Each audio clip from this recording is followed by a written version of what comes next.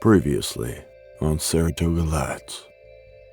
Neath that great highway moon, I saw Old Scratch with jagged horn. The one responsible for killing your husband is nearby. Low, low, the evil beast 'twas always Texas born. I think I'm a little more experienced when it comes to the matters of life and death and that which falls between. I'm sorry for all this business, William. God won't find you down there. Where are we?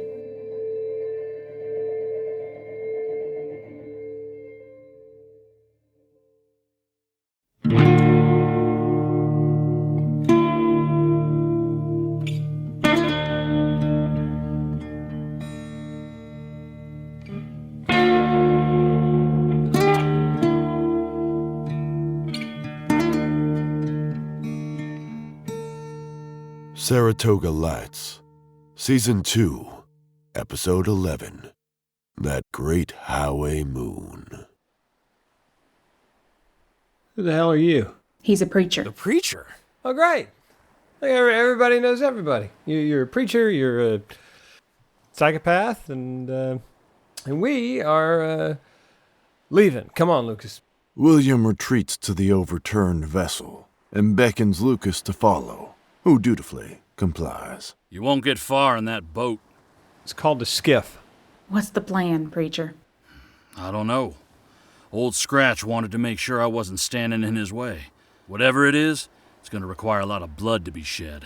Bradford was saying something about that. The one you killed? The same. Maybe we can ask him what he knows. William lets go of the boat, causing Lucas to lose his grip and drop the vessel on his feet, just shy of the water. You say Bradford? Yeah. He's down here? I would assume he didn't end up in heaven. You killed Bradford? Maggie looks at Lucas and nods, feeling neither pride nor shame. It had to be done. Stabbed him in the neck and shot him in the dick. Ouch. I'd assume a man of God wouldn't end up in hell, but here one stands. I have my sins like everyone else. Point is, y'all don't know what's going on any more than we do. The devil himself is carrying out the greatest heist of all time, and we can stop him. Yeah, devils and demons don't really interest me enough to stick my neck out. What about revenge? Does that interest you enough? Maybe. That works for me. Okay, preacher. Do you know where Old Scratch is? Maybe one of those little maps in the back of your Bible can show the way. I don't know where he is, but I know how to find him. The group listens intently as the preacher lays out the plan as he sees it, and one by one they all agree that this will be the path forward, long as it may seem. Months pass by, maybe even years, as they quickly discovered that time no longer had any meaning or purpose. A neglected motel sits alongside a long-forgotten highway. Its sign advertising vacancy for all eternity. The preacher, bruised and beaten, the burned scars on his neck exposed for all to see, sits in an old Chevy C10, staring at the seedy motel. The row of doors and windows are shuttered and shattered, save for one room with the blinds drawn shut. That's where the keeper will be. Just outside the room, some hopeless soul in coveralls is sweeping the walkway, condemned to push dust to and fro in a world comprised of nothing but dust, it seems. The preacher grabs a gun out of the glove box, an 8-chamber Rufus Outlaw revolver, and climbs out of the truck. He crosses the parking lot with a noticeable limp in his gait, leaving a small trail of blood with each step. He reaches the side of the motel and moves slowly past each room, scanning the horizon for any sign of life. They're all alone, save for a black car newly parked at the end of the lot, but the preacher pays no mind to it. He reaches the keeper's room and takes one last breath, tightening the grip on his revolver. The darkened room is awash in the midday sun as the preacher kicks open the door, revealing a hazy cloud of tobacco and other substances permanently affixed to the ceiling tile. The keeper is sitting up in bed, enjoying a pack of Markhams, as an old game show plays on the snowy television in the corner. Quite surprised at the intrusion, and even more annoyed when he sees it's the preacher standing in his doorway. How has your faith prepared you for this moment, preacher? Do you feel the comfort of your Lord's bosom here in this place? And you got a gun down here. Congratulations. The keeper mockingly raises his hands before lighting another cigarette as the preacher drags a chair up to the foot of the bed. On the nightstand rests a set of bronze keys, absent any label or marking, which the keeper never lets out of his sight. Who told you where to find me? I have my sources. Your sources. Aside from myself and old Clyde out there with his bristle stick, not many folks know about this place. That's why I like it. Where's Old Scratch? You and me, we've been doing this do-si-do for years now. And it's led us right here. So why don't you point me in the right direction? Just to satiate my curiosity, what are you proposing to do? I'm gonna kill him. Oh, you are a noble man. You think you can just kill him and walk off into the sunset? No. You kill him, then you become him. And then another, and another, and another. No. I kill him, and it's done. I do admire your earnest naivete, preacher. Righteous prayer of a fervent man. Do I really strike you as the type of man capable of such as he? Capable of what he's done? Evil takes many forms. If I can find you, so can he. You can't stay on the run forever. Preacher, do you doubt my ability to protect myself? You don't get to be keeper of the keys for as long as I have without a contingency plan. With a surprising amount of speed and dexterity given his large belly, the keeper grabbed his own gun hidden under the silk sheets and aimed it at the preacher, fully intending to dispatch him from the afterlife, but was shot in the forehead before he could complete the task. The preacher stands with smoke rising from the barrel of his revolver, looking at the corpse in front of him whose head is painted on the wall of the motel room. It wasn't the plan, but it could still work. He grabs the keys from the nightstand and feels hopeful that they'll be able to throw a wrench in Old Scratch's plan. Silently, behind him, a dark leather-clad figure with a full face helmet appears in the open doorway. William is driving an old, beat-up Diplomat, with Maggie riding shotgun and Lucas in the back. The trio look like relics from an Old West sideshow, clad in the wardrobe of cow rustlers and gamblers from a bygone era. The car rattles incessantly as they make their way down the empty highway. There it is. Up ahead on the right, they see an old motel, seemingly abandoned save for a burnt orange truck in the parking lot, and a few hopeless souls wandering around the property.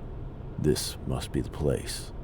They pull off the highway and make their way towards the far end of the lot, backing into a spot that gives them the greatest field of vision. The preacher limps across the asphalt in front of them after leaving his truck, but offers them nothing more than a casual glance before returning to the task at hand. Jeez, looks like he's been hit by a freight train. Where'd he get that gun? I want a gun. We're early. Better than late. Hey, do you think when this is all over, I can get that gun? Forget about the gun. Why don't you ask him? I'm sure he'll give it to you. They watch the preacher kick open the door and enter the motel room, disappearing into the darkness. He's on his own. As they keep watch of the surroundings, Maggie sees a janitor slowly pushing a broom, indiscriminately shuffling dust from one end of the parking lot to the other. She locks eyes with him for a moment and sees what her future in this place may hold before he returns to his prescribed task. How did he find this guy? Oh, I've given up trying to decipher the how and why of this world. What I don't understand is, why is this guy in the Lamb? Sounds like he had a maid. When you got that much power, you're sure to make a few enemies. This is like Rio Bravo. I'm Sheriff Chance, you're a dude, and you're Colorado. Yeah, it's nothing like that. It's kind of like that. At the long end of the motel, a dark leather-clad figure rounds the corner and makes their way down the walkway. The flash of a gunshot comes from the keeper's room, followed by a small pop, giving both the trio and the approaching figure pause. This looks like bad news. What do we do? The leather figure pulls a rusted screwdriver out of their back pocket, wielding the makeshift weapon as they stealthily walk to the keeper's room. William frantically searches the car for any sort of object, blunt or sharp, that he could use to defend himself. Under the seat, his hand grabs hold of a tire iron. This should do just fine. He jumps out of the car and rushes to the motel room.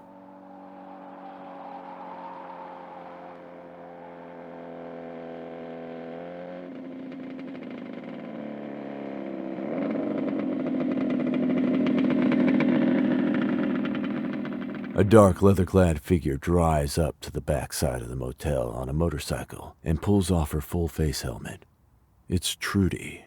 She looks around to get her bearings, seeing nothing but desert for miles and miles. The keeper's room should be on the opposite side of the motel. Trudy walks over to the building and slinks around the corner, startled by the sight of the preacher closing the door to a truck and walking towards the same destination as she. Quickly, she ducks back behind the corner and finds a payphone, calling the only number down here that she knows.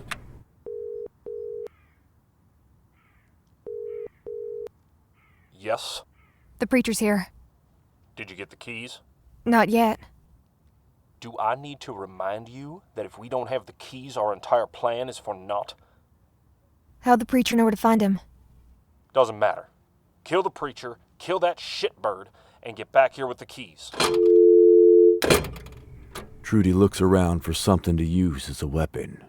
On the ground, among a pile of discarded tire rims and motor oil, she spots a toolbox and retrieves a rusted 6-inch screwdriver from its contents.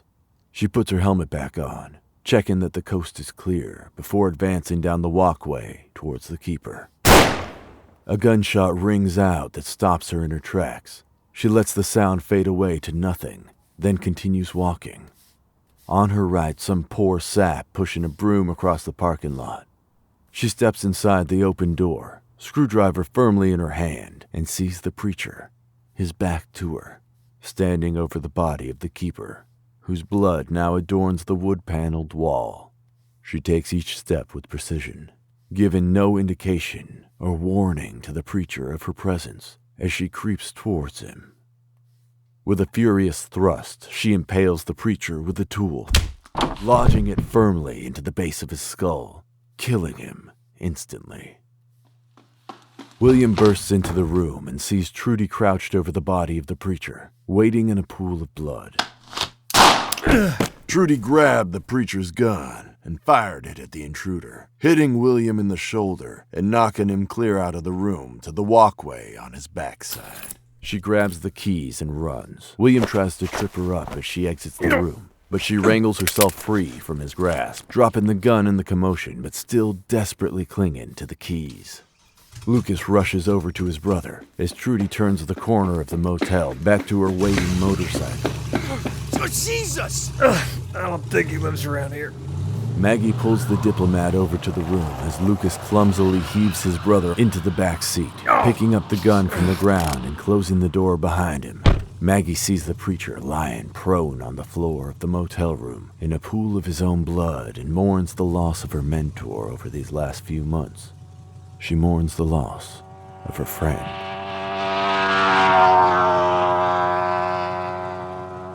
Maggie sees Trudy pull out onto the highway and opens the throttle wide. Just the keys. What followed was a chase the likes of which had never been before seen in this part of the afterlife.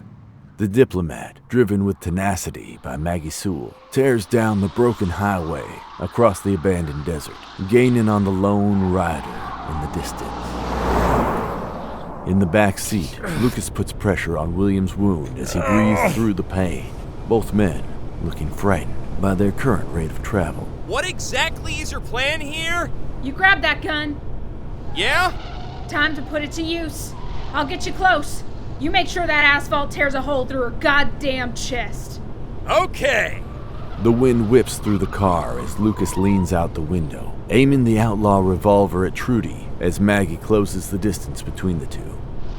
William grabs hold of Lucas's belt, trying to keep his brother from losing his balance and inadvertently repaving the highway with his flesh and blood. Trudy looks back over her shoulder and sees the approaching car as it readies to ram her, so close now that she can make out the devilish grin on Maggie's face. Maggie presses the accelerator further and buries the needle on the speedometer, sending a shiver through the various steel parts and joints that comprise the engine, and creating a deafening roar inside the old hunk of junk. But something up ahead catches Maggie's eye. On the shoulder, a tall figure in a corduroy blazer raises a hand in greeting at the approaching car. He looks like Avid. Her eyes lock on his as the car zooms past. Oh, what is it? What? Maggie is gripping the steering wheel, looking in the rearview mirror, but can only see the road behind them for miles and miles, nothing more. She gets out and looks towards the spot on the shoulder where she saw Avid, but he's nowhere to be found. Trudy, too, has vanished down the road ahead. They're all alone.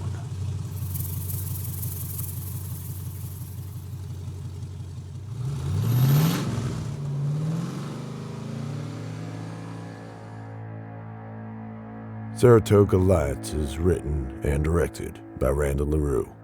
Audio recording and engineering by Matthew David Rudd. Music by Randy Reynolds. This episode featured the voice talents of Brian Villalobos, Freddie Hines, Jordan Merritt, Brooke Chalmers, Heath Allen, Valerie Rose Lohman, Matt Fitzgerald, and Matthew David Rudd. Special guest sweeping by Randall Allen LaRue. Until next time. Come on in, congregants. You have answered the call of KTX 93.9, bringing you music that makes your better half feel whole. And what a wonderful feeling that is. It calls to mind a simpler time, like two rocking chairs on the porch, watching our kids in the yard lifting holy hands. And to what do we testify, dear flock? To what do we proclaim the power of? We testify to love. We testify to the power of communing one with another. And we testify to the healing power of the radio waves, as evidenced by your presence with us now. Let's spin an old-timey one from the Baytown Brothers. Plenty of those in despair here on KTX. Where's the pot there? Only the finest hobo stew you'll find on the Gulf Coast. Oh, I haven't eaten in days. Could fool me. Oh, this? My belly's so large from turning it not so much, you know, because of the troubles. You got troubles? Sure do.